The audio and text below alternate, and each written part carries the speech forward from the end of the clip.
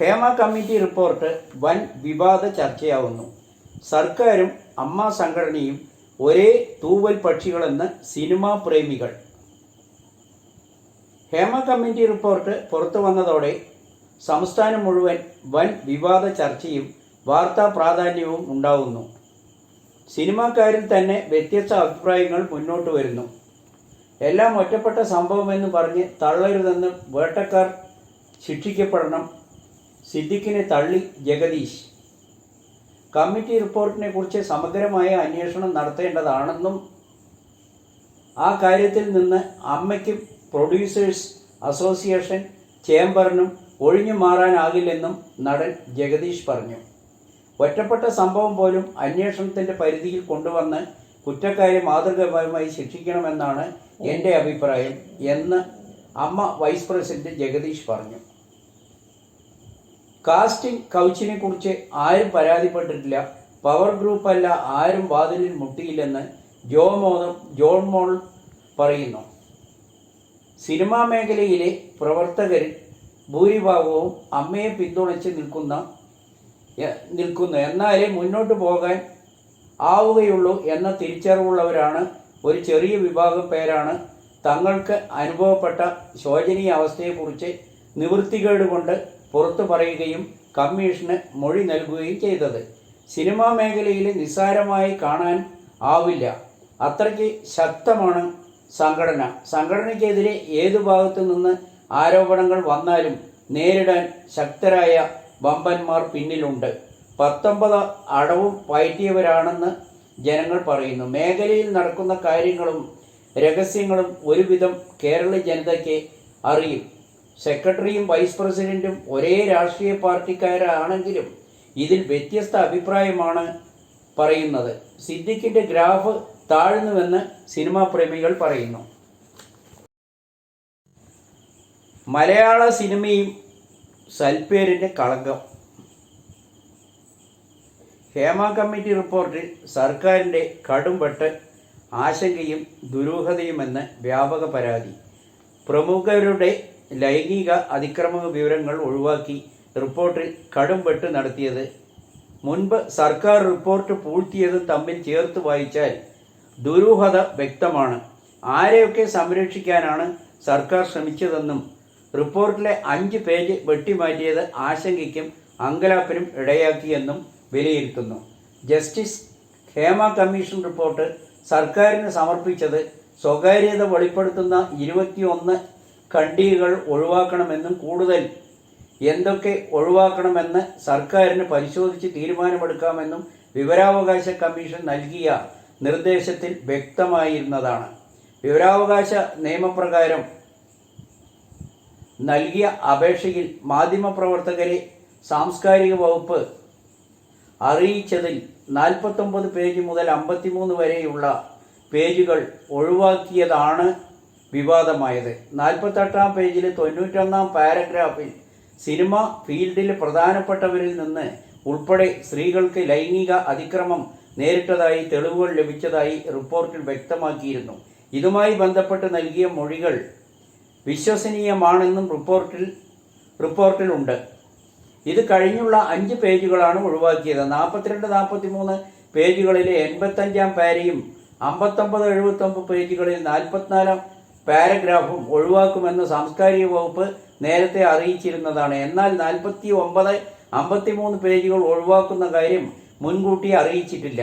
പ്രമുഖരായ വ്യക്തികൾ ഉൾപ്പെട്ട പേജുകൾ ആരും അറിയാതെ സർക്കാർ ഒഴിവാക്കിയിരുന്നത് ചില പ്രത്യേക അജണ്ടയുടെ ഭാഗമാണെന്നും ഇതെല്ലാം ഒഴിവാക്കി ആരെയൊക്കെയോ സംരക്ഷിക്കാൻ സർക്കാർ തുടക്കം മുതലേ ശ്രമിക്കുന്നതായി പ്രതിപക്ഷ നേതാവും ആരോപിച്ചു. പ്രതികരണം വൈകിയത് ഒളിച്ചോട്ടമല്ല, മാഫിയയും പവർ ഗ്രൂപ്പും ഇല്ല അമ്മ സംഘടന. ഹേമ കമ്മിറ്റി റിപ്പോർട്ടിൽ നിലപാട് വ്യക്തമാക്കി അഭിനേതാക്കളുടെ സംഘടനയായ അമ്മ. റിപ്പോർട്ടിലെ പ്രതികരണം അറിയിക്കാൻ അമ്മ സംഘടന വാർത്താ സമ്മേളനം നടത്തി. ജനറൽ സെക്രട്ടറി, എക്സിക്യൂട്ടീവ് അംഗങ്ങളായ സിദ്ദിഖ്, വിനുമോഹൻ, ചേർത്തല ജയൻ, ജോമോൾ, അനന്യ എന്നിവരാണ് വാർത്താ സമ്മേളനത്തിൽ എത്തിയത്. അമ്മയുടെ പ്രതികരണം വൈകിയെന്ന് പൊതുവെ വിമർശനമുണ്ട് എന്ന് സിദ്ദിഖ് പറഞ്ഞു.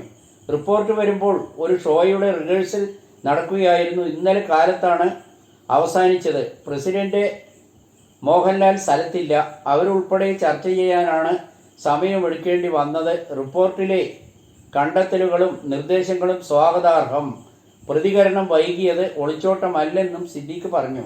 റിപ്പോർട്ടിൽ നടപടിയെടുക്കേണ്ടത് സർക്കാരാണ്. ഹേമ കമ്മിറ്റി റിപ്പോർട്ട് അമ്മയ്ക്കെതിരെ അല്ല. ഞങ്ങളുടെ അംഗങ്ങൾ തൊഴിലെടുത്ത് സുരക്ഷിതമായിരിക്കണമെന്നത് ഞങ്ങളുടെ ആവശ്യമാണ്. മാധ്യമങ്ങൾ തങ്ങളെ പ്രതിസ്ഥാനത്ത് നിർത്തുന്നത് സങ്കടകരമായ കാര്യമാണെന്നും സിനിമാ മേഖല മുഴുവൻ മോശമാണെന്ന് സാമാന്യവൽക്കരിക്കുന്നതിനോട് യോജിക്കാൻ കഴിയില്ല. അടച്ച് ആക്ഷേപിക്കുന്ന ആരോപണങ്ങൾ വിഷമങ്ങൾ ഉണ്ടാക്കിയെന്നും സിദ്ദീഖ് പറഞ്ഞു. പവർ ഗ്രൂപ്പിനെ കുറിച്ച് അറിയില്ല. അത് എവിടെ നിന്ന് വന്നു എന്നറിയില്ല. എല്ലാ സംഘടനകളിൽ നിന്നും 2 പേരെ വീതം ഉൾപ്പെടുത്തി കൊണ്ട് ഒരു ഹൈ പവർ കമ്മിറ്റി രൂപീകരിച്ചിരുന്നു. ഇതേക്കുറിച്ചാണോ പറഞ്ഞതെന്ന് എനിക്കറിയില്ല. മാഫിയ എന്നൊക്കെ പറയുന്നത് അതേക്കുറിച്ച് അറിവില്ലാതുകൊണ്ടാകാം. പരിപൂർണമായി ഹേമ കമ്മിറ്റി റിപ്പോർട്ടിനെ സ്വാഗതം ചെയ്യുന്നു. ഒരിക്കലും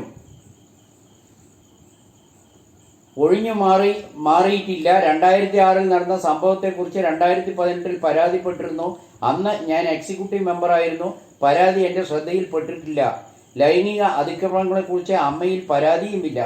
ആരോപണമുണ്ടെങ്കിൽ വേട്ടക്കാരുടെ പേര് പുറത്തുവിടണം, കേസെടുക്കണം എന്ന് സർക്കാരിനോട് ആവശ്യപ്പെടുന്ന കാര്യം ആലോചിച്ച് തീരുമാനിക്കുമെന്നും സിദ്ദീഖ് പറഞ്ഞു. നടി മഞ്ജു വാര്യർക്ക് 5.25 കോടി ആവശ്യപ്പെട്ട് നോട്ടീസ്. ശീതൾ തമ്പിയാണ് നഷ്ടപരിഹാരം ആവശ്യപ്പെട്ട് നോട്ടീസ് അയച്ചത്.